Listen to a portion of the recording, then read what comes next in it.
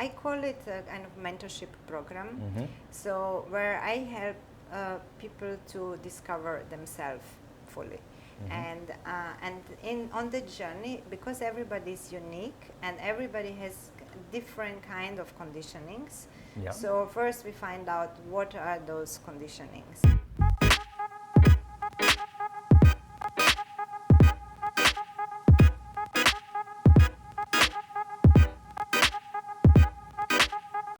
Welcome to this new episode, and today I am with Rasa Prem. How are you, Rasa? I'm feeling great. Yeah, thank you for inviting me to this amazing podcast. Thank you. So Rasa is a Tantra teacher. She's also a healer, and she's very much involved with human design. And she's been in Koh Phangan on and off for quite a while, so certainly part of the community here, and a very senior teacher, so I'm very excited to have a little chat with her now. Rasa, what brought you to becoming a teacher of Tantra and just, exploring the holistic science and art of, human design, etc.? Yeah. Wow, it has been a long journey actually to come to this point.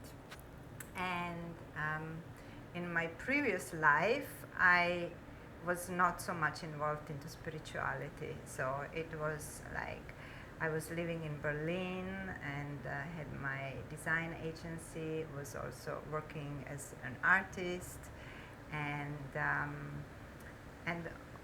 was also teaching on many universities in Germany. So my career like supposed to go more in academic way. But then at some point I realized that I don't want to spend the rest of my life in Germany, and I'm actually born in Croatia, so it just happens when the war was in Yugoslavia that I then landed in Germany, and then I decided, okay, this is not the life I'm gonna continue, and I went on the search. You're originally from Croatia, and of course you just mentioned you had more of a conventional lifestyle up until a point. Do you remember exactly when something changed? I mean, there was like any kind of a major event in your life that brought you onto a different path, or how did it develop? Yeah, so I had pretty good life in Berlin. I had a beautiful studio. I was having a lot of clients, working a lot in the cultural sector, and so what many people would consider it's a good thing. Yeah. But we are evolving as human beings, and everything what is unresolved in our life, it becomes like a bit of burden for the soul. So like our soul wants to grow and wants to expand, and and as you know, Berlin is also a very cold city in the winter. So I become in my 30s quite depressed in the winter time. Oh, okay. Yeah. Sure. So, and then I was like first looking how to overcome this depression and be more functional. And I mean, I was still functional, but I was also on the healing journey. And then to realize that I was trying to fit into the society, but then I realized that the society itself is not so healthy, and that the society is actually makes me sick. So I'm a very sensitive person, and I didn't embrace fully in that what I was doing. I couldn't embrace fully the sensitivity, even not as an artist. So that brought me like to India, like many other people, like where they have life changing experiences. And I met my Reiki master. He's enlightened Swami and was also with Osho for many years. Okay. And they just helped me to overcome depression very easily with Reiki, and also told me that I'm very gifted in healing and that I should actually help other people instead of going being creative as an artist and so. So they were like more directing me into that way. And then from there on is history. So I met many amazing teachers on my path. Yeah. Enlightened masters. I spent a lot of time in India, in Bali, in Thailand, in Europe, and following different kind of teachers. My main teacher in Tantra is Mananda Sarita, and so I was apprenticed with her for 7 years, and she's a Tantra, world-known Tantra master. Then I was sitting with some guru in Sikkim, who is a Buddhist master and in Tantra, so Vajrayana Buddhism.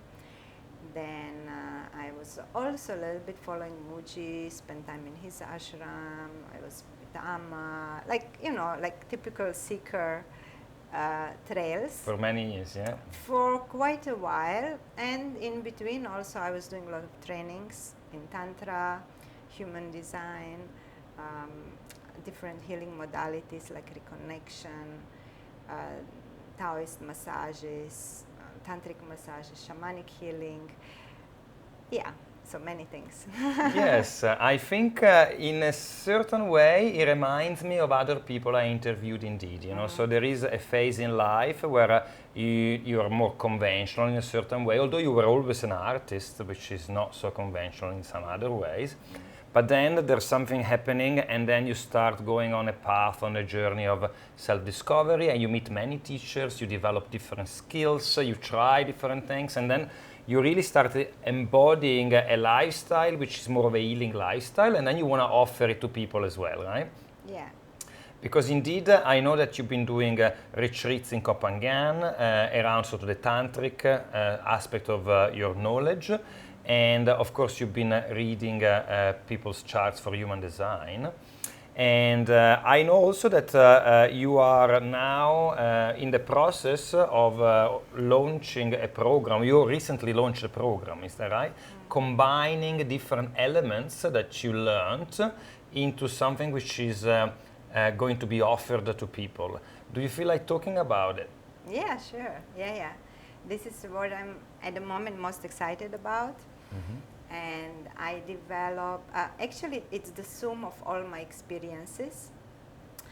I'm a quite intuitive person, and I start using more and more intuition by guiding and directing other people.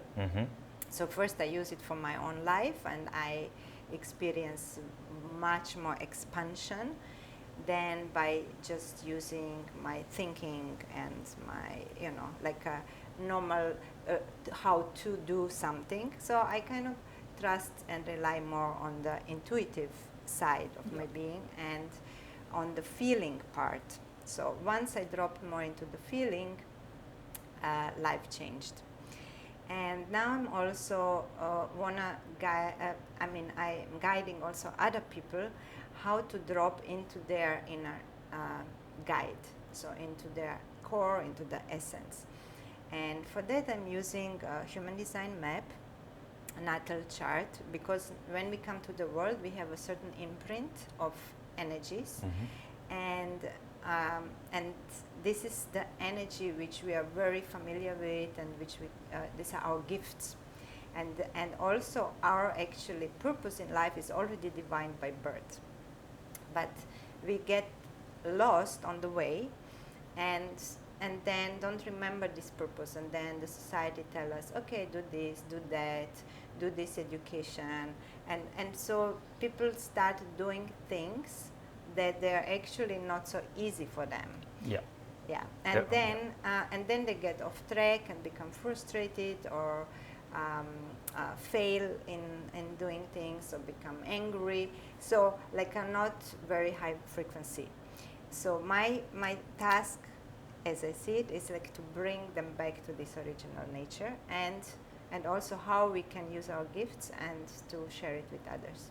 It's very beautiful what you say, and it resonates so much indeed, because the path as a child is pretty much standard for everybody, but indeed we have different predispositions and different skills and talents, and you can help these people just going back into their nature in a way. Is that right? Yeah. So what do you actually do during the sort of the program? Is it, so of course you said you start with human design, and then what other elements are there? Yeah. So I call it a kind of mentorship program. Mm-hmm. So where I help people to discover themselves fully. Mm-hmm. And on the journey, because everybody is unique and everybody has different kind of conditionings. Yeah. So first we find out what are those conditionings, and then, as I did a lot of Tantra trainings and other healing modalities, first part is usually like about healing, doing some forgiveness rituals. Often we have to really go back to the early childhood, or even maybe before the birth. So because all the traumas, all the imprints we experience as a child are very important. Oh, sure. And then also it's a lot of mindset work. So regarding many topics, like how to actually drop into trusting oneself instead of having beliefs how things supposed to be.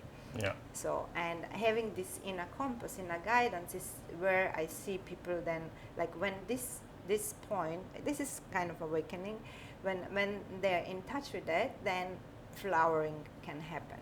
So then the real life starts, and then it's also very easy. And different people have like a different inner guidance system. So according to human design, we have like half of humanity is wired to be emotional, and they are always functioning with the emotional waves up and down. And so it's like the art how to navigate those waves, how to feel good or also recharge when we feel low, and then also become more neutral, and how we can actually learn to make a decision for us. And then another big portion of humanity is connected to sacral. I think you are also one of them, and you always say this, So that means that you are connected to it. Oh yeah, yes, okay. Yeah. So when you say, yeah, yes, that means your mind is already translating it. But when you say, this is what makes you actually content and happy, and it's your guidance, you can trust to it. So like, and that means no. So we call it sacral. They are like about, 35-40% of people. And then we have people, no, less than that actually, maybe 30%. Then 10% are connected to their instincts. So their whole body reacts when they are experiencing something. So, and they are having like strong connection to intuition. So this is their guidance, about 10% of people. It's very interesting for people to learn what are their predispositions. How do people then change the way they go about in life though? Because I can learn intellectually many things, that doesn't mean I put them into practice. That's really the challenge for many of us, I think. Yeah, actually the point is, when you get this inner guidance, is how you can be in tune with that for the rest of your life. And then it's not anymore your thinking guiding your life, but it's more like, okay, this is how I feel, this is what my sacral is saying, this is what my instinct is saying. So like having this body awareness is really, really the key. And then there can be like many obstacles why first is the habit of thinking, like this is the habit. But now how to drop back into that inner guidance is like, we can do many different practices. Rasa, thank you very much for this little chat today. It's been very interesting learning about human design and your program. So